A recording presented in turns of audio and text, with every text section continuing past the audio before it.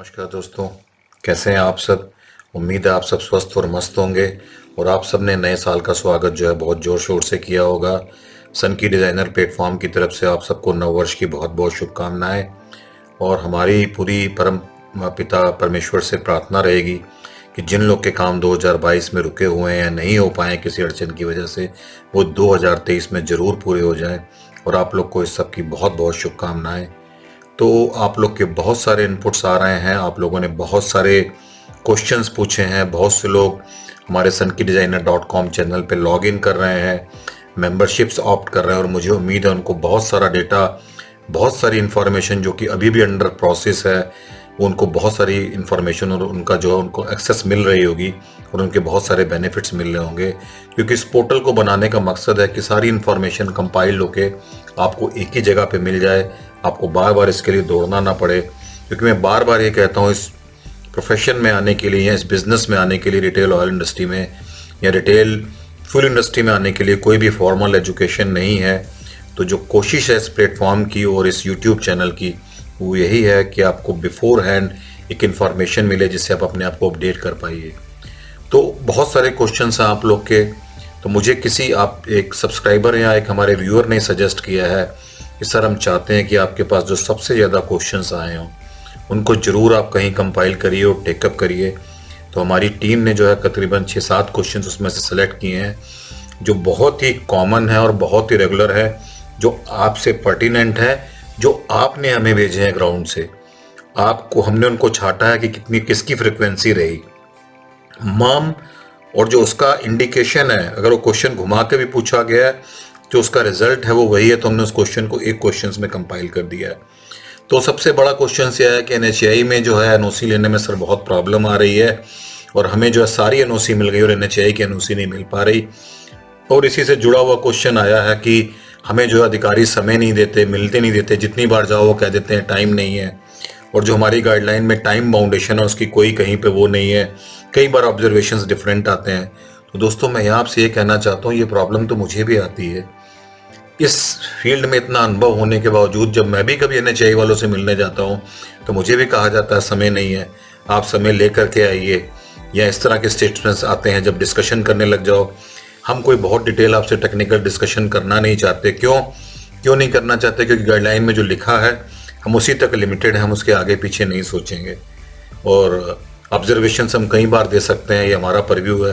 कहीं नहीं लिखा कि ऑब्जर्वेशंस आप डिफरेंट ऑब्जर्वेशन जो है कई टाइम्स दे सकते हैं। और बहुत से लोग तो ऐसा कहते हैं कि हम आपसे टेक्निकल डिस्कशन करना ही नहीं चाहते, हमने ऑब्जर्वेशंस दे दिए हैं, आप उनके अपने जो है सबमिशंस दे दीजिए, आप अपना उसमें रिप्लाई दे दीजिए। तो दोस्तों ये प्रॉब्लम तो सभी के साथ लगी है। कुछ लोग डिस्कस नहीं करना चाहते, कुछ लोग टॉर्चर नहीं करना चाहते, NHAI वाले आपके फ़ोन नहीं उठाते, पर हमें सिचुएशन से कोप अप करना है, हमें आगे बढ़ना है। उसके बावजूद मैं बार बार कोशिश करता हूँ, डिस्कस करता हूँ और आप लोग के प्रॉब्लम्स को रिजॉल्व करने की कोशिश करता हूँ। तो जो मेरी लर्निंग और मेरा अनुभव है वो गाइडलाइन तक लिमिटेड नहीं है, वो इन ऑफिशियल्स के माइंडसेट तक भी लिमिटेड है, वो कैसे सोचते हैं। वो फील्ड में भी लिमिटेड है कि फील्ड में आपको क्या प्रॉब्लम आती है, एग्जीक्यूशंस में आपको क्या प्रॉब्लम आ रही है, और कई तरह के इश्यूज हैं क्या प्रॉब्लम आ रही है। तो मैंने देखा है जो रिकमेंडिंग एजेंसी है नीचे के लेवल पे, ये जो PWD के नीचे के ऑफिसर हैं जो साइट पे जाते हैं रिकमेंड करते हैं, या NHAI PIO के लोग हैं, और जो लोग RO ऑफिस में बैठे हैं, तो उन दोनों की सोच में बहुत फ़र्क है। तो आपको भी चीज़ समझनी होगी अगर आपको काम कराना है। तो मुझे पूरी उम्मीद है कि मैंने सवाल का जवाब दे दिया है। ये प्रॉब्लम एब्सोल्यूट आपके लिए नहीं है, केवल सभी के लिए है। NHAI से प्रॉब्लम आती हैं, आपको कोप अप करना है। सेम PWD से भी प्रॉब्लम आती हैं, स्टेट PWD के बहुत सारे केसेस हैं। मुझे उम्मीद है कि वो बहुत सारे केसेस रिजॉल्व हो गए होंगे due to implementation of new guideline. तो आपको ये विरले नहीं है, जो समस्याएं आपके साथ हैं वो औरों के साथ भी आई हैं। किसी ने उसे जल्दी कोप अप कर लिया, किसी को प्रॉब्लम आ रही है कोई कम्युनिकेट समय से नहीं कर पा रहा, तो हमें उसको सीखना है, आपको उसे सीखना है। मुझसे डिस्कस करिए, आप हमें मेल डालिए, आप हमें यूट्यूब चैनल पे कमेंट करिए, जो बेस्ट पॉसिबल रिप्लाई है वो हम आपको देंगे। तो मुझे उम्मीद है कि ये एक प्रॉब्लम हमने एड्रेस कर ली है। दूसरी जो सबसे बड़ी प्रॉब्लम आई है हमारे पास, जो बार बार क्वेश्चन पूछा गया है, वो आया इंटरसेक्शन का।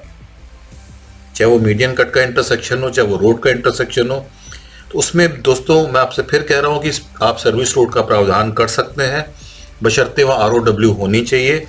मीडियन का जो गैप है वो भी एक तरह का इंटरसेक्शन है, आसपास की जो रोडें हैं वो भी इंटरसेक्शन है, बट जो रोड का क्राइटेरिया डिफाइन कर दिया गया है कि 3 मीटर हो मिनिमम साइज उसका, प्लस 300 मीटर लंबी हो, प्लस उसकी फिनिशेस फिक्स कर दी गई हैं, वो पक्की सड़क होनी चाहिए। उसे आप देख लीजिए, मैंने कई वीडियो में बताया है। और मीडियन के लिए भी अगर कहीं इंटरसेक्शन आ रहा है तो आप जो है उसमें आप अपना सर्विस रोड का प्रावधान करिए अगर आपके पास ROW है। और मैं आपको बता दूं, हम लोग ने ऐसे कई सारे केसेस किए हैं जिसमें एक साइड पे सामने मीडियन कट है, उसमें जो है क्लस्टरिंग का केस है, 3 इंटरसेक्शन है, वो केस हुआ है, बहुत लंबी सर्विस रोड बनी है, बट क्योंकि एलॉय होल्डर कीन थे तो हम लोग ने उससे कराया है। इसमें इस वाले केस में जो है सारे की सारी चीजें कवर हुई हैं, clustering, intersections, median and road का, प्लस और भी जो इश्यूज आ सकते हैं वो सारे आए हैं। वो ड्राइंग शायद मेरी टीम ने जो है sunkidesigner.com पे अपलोड कर दी है, आप चाहें तो उसे एक्सेस कर सकते हैं, देख सकते हैं। तो मुझे उम्मीद है कि जिन लोग का इंटरसेक्शन से रिलेटेड क्वेश्चन है, चाहे वो मीडियन गैप का हो चाहे वो रोड का हो, इसमें कवर अप हो गया हो। दूसरा जो हमारे पास क्वेश्चन आया, बार बार वो क्वेश्चन आया है कि क्या सर्विस रोड को लिए हमें प्राइवेट जमीन को खरीदना जरूरी है? नहीं जरूरी है दोस्तों, इसी से कनेक्टेड है। अगर आपके पास ROW है तो वो आपको सरकारी जगह बनाना है, पर मुझे कई लोगों में से कई लोगों ने इनपुट्स दिए हैं कि NHAI वाले कह रहे हैं कि नहीं, आप हमारी ज़मीन में नहीं बना सकते हैं, आपको अपनी ज़मीन खरीद के बनानी है। ये एब्सोल्युटली गलत है। जो हमारी ministry of road transport highway 2020 की गाइडलाइन है 26 जून वाली, उन प्रावधानों के अगेंस्ट है। अगर वहाँ पे ROW अवेलेबल है तो आप बना सकते हैं, उस पर आसानी से परमिशन मिल जाएगी। कोई मिसगाइड कर रहा है, कोई आपको टॉर्चर कर रहा है, कोई आपका शोषण कर रहा है अगर नॉर्म्स की पहल में, तो आप जो है इसको, मुझे लगता है कि इस पर आप एम्पावर हो जाइए और इस चीज़ को समझिए। और जो बार बार क्वेश्चन आपकी तरफ से आता है वो ये आता है कि LEC हमारी फेल हो गई, पर मुझे समझ नहीं आता कि LEC जब होती है तो उससे पहले आप अपने लैंड का इवैल्यूएशन क्यों नहीं करवाते हैं, आप उसकी फिजिबिलिटी क्यों नहीं चेक करवा लेते हैं। LEC में कुछ नहीं होता दोस्तों, टीम साइट पे आती है, जो कंप्लायंसेस है उनको चेक करते हैं। कंप्लायंसेस का मतलब सब तरह की कंप्लायंसेस, नेशनल हाईवे की कंप्लायंसेस, कहीं कोई इलेक्ट्रिकल का मेन उसमें जो है हाई टेंशन लाइन तो नहीं जा रही, कोई वहाँ पे ऐसा कोई एक शेप या साइज में कोई आपका कोई प्रॉब्लम तो नहीं है, प्लॉट के शेप में आपको जो है मिनिमम साइजेस मिल रहे हैं कि नहीं मिल रहे हैं, अप्रोचेस प्रॉपर हैं कि नहीं है, साइट पे प्रॉपरली आपने डिमार्केट करा के नहीं रखी। कई वाले केसेस में मुझे पता लगा, आप जब वहाँ पे आए तो पता लगा आप लेखपाल को अरेंज नहीं कर पाए। तो LEC के पहले जो कंप्लायंसेस हैं, जहाँ पे उस टीम का फोकस है, आप उसको चेक कर लीजिए। उस टीम ने अगर किसी की पहले से LEC की है, एक बार उनसे बात करके देख लीजिए। पर हमें वो तो करना नहीं है, हमें तो सिर्फ ये बताना है कि हमारा जो है आके ज़बरदस्ती फेल कर गए। तो आप ज़बरदस्ती कुछ नहीं होता, अगर आप एम्पावर्ड हैं, आपकी साइट ठीक है, तो कोई आपको जो है उसमें फेल नहीं कर सकता। आप खुद में कैपेबल हो जाइए, खुद में आप एम्पावर हो जाइए। मैंने आपको किस्सा सुनाया था ना, जो जम्मू कश्मीर से कॉल आया था मैडम का, जिनको इंडियन ऑयल वाले भी मिसगाइड कर रहे थे कि कुछ नहीं हो सकता आपके केस में पार्टनरशिप का। आपने याद है वो वीडियो में देखा होगा। अब सोचिए, उन्होंने क्वेश्चंस के लिए एक पे किया जिसपे कि उनको ये नहीं समझ में आ रहा था कि मैं इसका क्योर क्या करें। मैंने उसको वीडियो में कवर किया क्योंकि वो क्वेश्चन बहुत अच्छा था, उनकी क्लोज रिलेटिव थे। और उस वीडियो के बाद उन मैडम का मेरे पास मैसेज आया, शी वॉज वेरी हैप्पी कि आपने हमारे क्वेश्चन को टेकअप किया, आपने औरों को बताया, लोगों को एम्पावर किया। उन्होंने जो है हाई कोर्ट गई थी जैसा हमने सजेस्ट किया था, उनको 1-2 हियरिंग में वहाँ पे जो है वहाँ से एक फेवरेबल डिसीजन मिल गया उनके उसमें, और उनको जो वो चाहती थी वो डिसीजन आ गया। तो कंपनी के अधिकारी भी उनको मना कर रहे थे कि आप हाई कोर्ट मत जाइए, बाकी लोग भी मना कर रहे थे, लेकिन छोटे से एक क्लू ने, छोटी सी उनको एक एम्पावरमेंट ने इतना हौसला दे दिया कि वो चले गए और उनके सारे राइट्स उनको जो है कोर्ट ने इंटैक्ट कर दिए। उन्होंने मुझे जजमेंट भी भेजा है, उन्होंने अपना एग्रीमेंट भी भेजा है, मेरे रिकॉर्ड में है, मैं उसको यहाँ शेयर नहीं कर सकता। तो आप लोग अपनी प्रॉब्लम को कहना सीखिए, आगे आना सीखिए। कोई आपके घर बताने नहीं जाएगा, आप पूछेंगे तभी होगा। She was very keen to understand. उन्होंने समय से पहले रिक्वेस्ट की, समय से पहले जवाब दिया गया। आप लोग बैठे हैं वहाँ पे, उससे कोई हल नहीं निकलेगा दोस्तों। और जो आपकी तरफ से क्वेश्चन आ रहा है, कई लोग पूछ रहे हैं, वो लोग ये पूछ रहे हैं कि हमारी शेप एंड साइज से क्या फ़र्क पड़ेगा। बहुत क्लियरली लिखा हुआ है, 30 बाई 30 मीटर में अर्बन एरिया में चाहिए, 35 बाई 35 मीटर हमें जो है रूरल में चाहिए, अनडिवाइडेड हो डिवाइडेड हो। आप देख लीजिए कि आपकी शेप प्रॉपर है कि नहीं है, एरिया वही होना चाहिए, कोई जरूरी नहीं कि उसमें 30 बाई 30 या 35 बाई 35 का एक स्क्वायर या रेक्टेंगल प्लॉट लगे, ऐसा कोई जरूरी नहीं है। गाइडलाइन ये कहती एरिया मैच करना चाहिए, और सबसे बड़े प्रावधान ये दिए हुए हैं कि आरओ को लगाने में कहीं हिंड्रेंस नहीं होनी चाहिए, ट्रैफिक मूवमेंट में कोई प्रॉब्लम नहीं होनी चाहिए, कोई ऑब्स्ट्रक्शन नहीं होनी चाहिए, सफिशिएंट स्पेस होना चाहिए। उसके बाद गाइडलाइन में एक मिनिमम साइज दिया हुआ है, वो ये भी कहती है कि मिनिमम फ्रंटेज आपको हर जगह मिलना चाहिए। अगर आपका प्लॉट ओब्लिक भी है, ओब्लिक का मतलब तिरछा है, और 35 बाई 35 मीटर से का उसमें एक परफेक्ट साइज रेक्टेंगल नहीं मिलता 90 डिग्री पे, तब भी वो चलेगा। तो मैंने कई लोग को इसका सोल्यूशन बताया, मैं फिर से आप लोग को बता रहा हूँ, क्योंकि क्वेश्चंस आपके हैं, इनपुट्स आपके हैं, और मैं यहाँ पे केवल आपको अपना ओपिनियन दे रहा हूँ। माइंड अपना लगाइए कि क्या सही है क्या गलत है। और जो दोस्तों आप लोग का क्वेश्चन ये आ रहा है, बार बार आप लोग पूछते हैं अर्बन एरिया पे, तो मैंने इसको पहले ही बताया कि डार्क एरिया है, क्योंकि कहीं अगर इंटरसेक्शन आता है तो आपका दिमाग जो उसमें चलने लगता है कि हम इसमें 100 मीटर का नाम एप्लीकेबल करा लें। 100 मीटर से ऊपर कभी इंटरसेक्शन आता है, बिल्कुल पॉसिबल है, ऐसे केसेस होते हैं। बिल्टअप एरिया है, प्रॉपर एक लैंग्वेज बनवाइए, अर्बन एरिया का सर्टिफिकेट लगवाइए, और आप जो है उसमें अप्लाई कर सकते हैं। और आप अगर वहाँ बिल्टअप एरिया है, हो जाएगा। मैं फिर से क्लियर करता हूँ, कुछ लोग NHAI वाले, कुछ अधिकारी ये समझते हैं कि म्यूनिसिपल लिमिट की बात है, कहीं नहीं है ऐसा दोस्तों। अर्बन एरिया वो भी हो सकता है, जो गांव है जो बिल्टअप हो गया वो भी अर्बन एरिया हो सकता है। इस क्वेरी का जवाब मैंने पहले भी कई बार दिया है। इन शॉर्ट मैं फिर आपसे बात कर रहा हूँ, नहीं तो ये वीडियो बहुत लंबी हो जाएगी। इसके बाद कई लोगों ने क्वेश्चन पूछा है कि क्या हम जो है फाइनल एनओसी के समय क्या क्या चीज़ें चेक होती हैं। तो मैंने आपको कई बार पहले ही बताया कि 4-5 चीज़ें बहुत अच्छे से चेक कर लीजिए। आपका लेवल जो है रोड लेवल से नीचे होना चाहिए। ड्रेन आपने जो अप्रूव करा है, अगर 2 मीटर है तो 2 मीटर होना चाहिए। फैसिलिटीज़ टॉयलेट ब्लॉक प्रॉपर होना चाहिए, और आपके ड्राइवे की फिनिशेस प्रॉपर होनी चाहिए। आपने जिस चैनेज पे अप्रूवल लिया वो चैनेज होना चाहिए। बिल्डिंग लाइन को मेंटेन करिए। एक चीज़ मैं इसमें क्लियर कर दूं, और आपने लेआउट में चेंजेस भी कर लिए हैं अंदर, इममटीरियल है दोस्तों। ये क्वेश्चन बहुत आता है कि हमारी कंपनी ने बताते समय सेल्स रूम इधर से उधर कर दिया। ऐसे केसेस की भी एनओसी हुई है, क्योंकि आपको जो NHAI वो बिल्डिंग प्लान का अप्रूवल नहीं दे रही, वो आपको एक्सेस परमिशन का अप्रूवल दे रही है, अप्रोच का दे रही है, फैसिलिटीज़ का दे रही है। आप उनके नॉर्म्स पूरे करिए, तो आप फैसिलिटीज़ को डेवलप करिए और अपनी अप्रोच को एज पर अप्रूव ड्राइंग करिए। मेरे ख्याल से आपकी क्वेरी क्लियर होगी। मैंने बहुत प्रिसाइजली आपको बताई है, क्योंकि समझदार को इशारा ही काफ़ी होता है, और मैं तो फ्री फंड में आपको दे रहा हूँ। और आप लोग की तरफ से जो क्वेश्चन आया, मेरी टीम ने कंप्लाई किया है, उनका ये कहना है कि बहुत से लोगों को ये समझ नहीं आ रहा कि पूरे NH जो एक पेट्रोल पंप लगाने का पूरा प्रोसेस है वो क्या है। ये इनपुट कई लोगों से आया है, वो समझना चाहते हैं कि पूरा प्रोसेस क्या है। कि कहीं पूरा प्रोसेस क्लियरली लिखा नहीं है। हमारी टीम इस पे काम कर रही है। एक हम पूरे प्रोसेस का इवोल्यूशन ऑफ पेट्रोल पंप पे पूरा एक फ्लो डायग्राम बना रहे हैं, जिसमें आपको समझ में आ जाएगा कि किस फ्लो में किस स्टेज पे क्या होना है, और आप कहाँ अटके हैं आप उस पर भी आ जाएंगे। तो बहुत जल्दी वो चीज़ें अपलोड हो जाएंगी। मैं उस पर एक डिटेल वीडियो भी बनाऊंगा, और अपने जो पोर्टल है उसमें उसके बारे में डिटेल एक्सप्लेनेशन होगा, जो कि आपको बहुत यूज़फुल होगा। मुझे लगता है कि बहुत सारे सवालों के जवाब इस चीज़ से मिल गए हो। और जो आप लोग की तरफ से क्वेरी जो बार बार आई है कि आप लोगों ने किसी से लैंड लीज पे लिया, उसमें डिस्प्यूट हो गया है। मैंने जो वो एक केस डील किया था जिसके बारे में बात की थी, वो केस आपस में पार्टनरशिप का था। इसमें उसकी बात नहीं हो रही, बात हो रही है कि जिससे आपने लैंड लीज पे लिया है। बहुत सारे केसेस ऐसे हैं जिसमें जो है आप LEC होने से पहले ही डिस्प्यूट हो गया। ओनर को उस समय पता नहीं था कि आप पेट्रोल पंप लगाने जा रहे हैं, उसको लोगों ने मिसगाइड कर दिया। जो लेसर था उसको पता नहीं था, उसने बाद में प्रॉब्लम्स कर दिया, आपके साथ ऑब्स्ट्रक्शन कर दी। क्योंकि हमारे पास इंडियन ऑयल, BPCL, HPCL से बहुत सारे केसेस डिस्ट्रिक्ट एडमिनिस्ट्रेशन के NOC के लिए आते हैं। तो LOI होल्डर्स को जब हमारी टीम बात करती है तो कहते हैं जी हमने तो अपनी लोकेशन चेंज कर दी। क्यों चेंज कर दी? ये प्रॉब्लम थी। ये इनपुट आपकी तरफ से आया।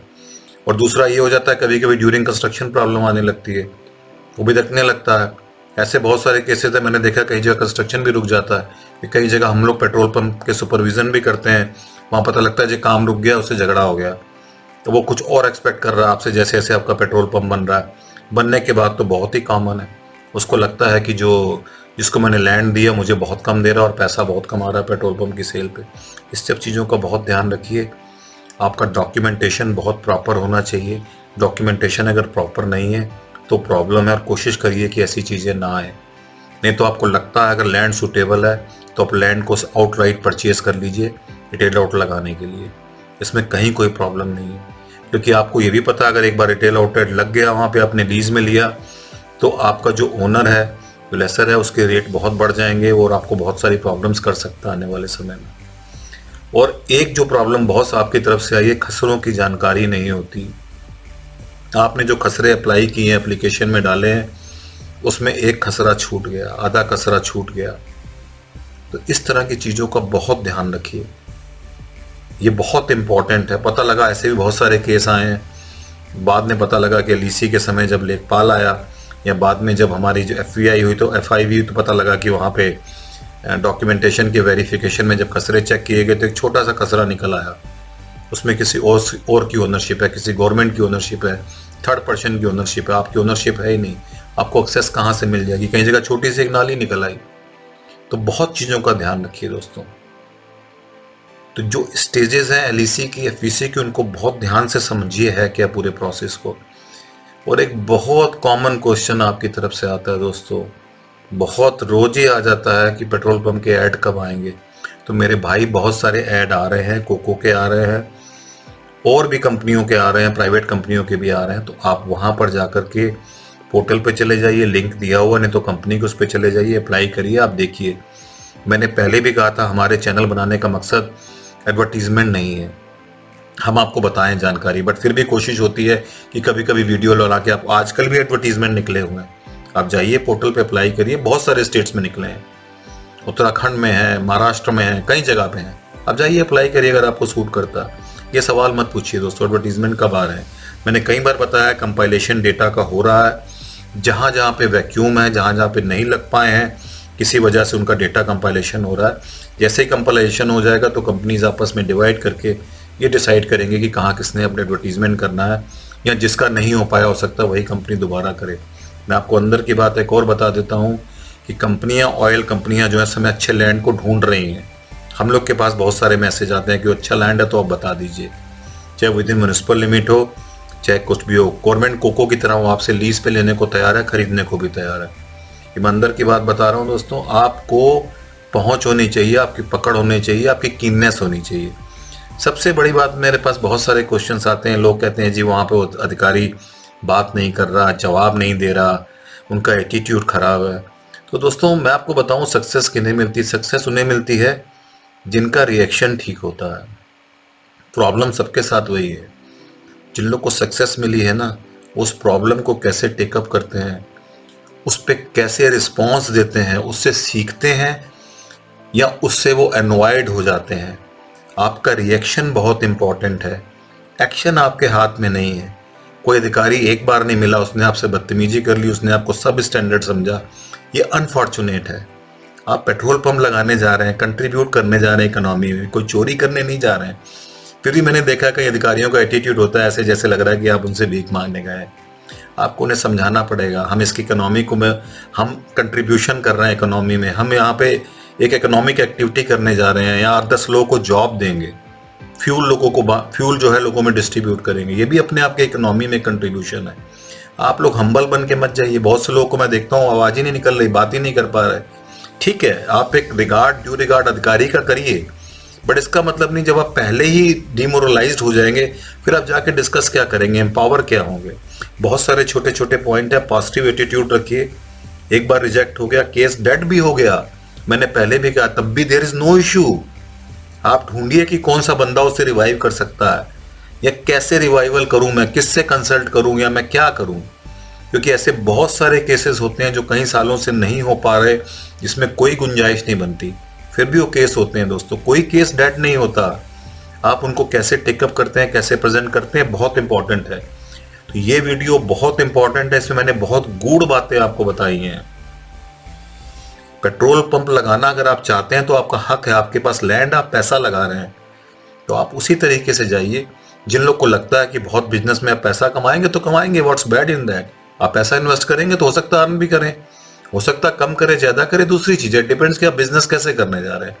तो मेरे को लगता है ये वीडियो बहुत इंपॉर्टेंट है। मैंने आज बहुत ही मर्म की बातें आपको कही हैं, और मुझे बहुत दुख होता है कुछ लोग इस तरह के मैसेजेस देख करके कि मैंने रिटेल आउटलेट लगाया और मुझे डिजायर्ड रिजल्ट नहीं मिले। तो दोस्तों, कोई लगा लेना, किसी सेटअप को लगा लेना तो फिर भी एक स्टेज है, उसको चलाना बहुत मुश्किल है। उसको चलाने के भी टैक्ट है, उसको चलाने के लिए भी आपको इन्वॉल्व होना पड़ेगा। मैं ऐसे बहुत सारे रिटेल आउटलेट ओनर्स को जानता हूँ जो हफ्ते में 1-2 दिन खुद जाके खड़े होते हैं और अपने कस्टमर से बात करते हैं।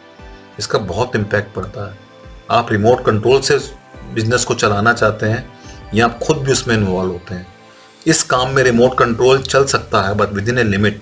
आपको जाना पड़ेगा, बहुत दूर बैठ के इस काम को नहीं कर सकते हैं। तो मुझे लगता है पॉजिटिव वाइब्स होनी चाहिए। आप लोग नए साल में बिल्कुल डिमोरलाइज मत होइए। जो चीज़ नहीं आती उसको पढ़िए, उसको सीखिए।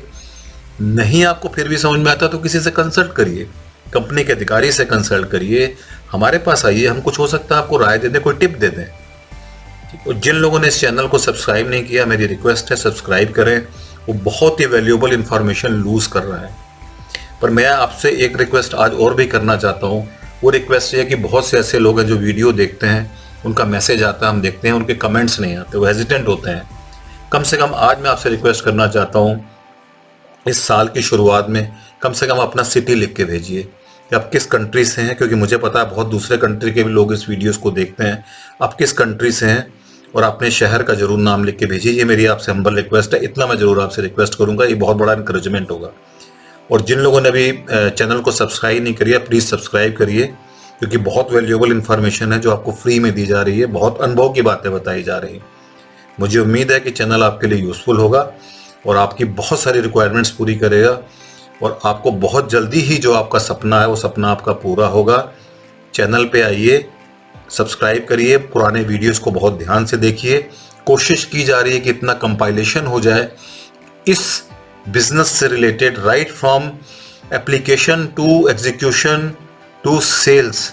आपको सारे इश्यूज का एक रेडीमेड सॉल्यूशन मिले, आपको माइंडसेट बनाने में कोई वो ना आए।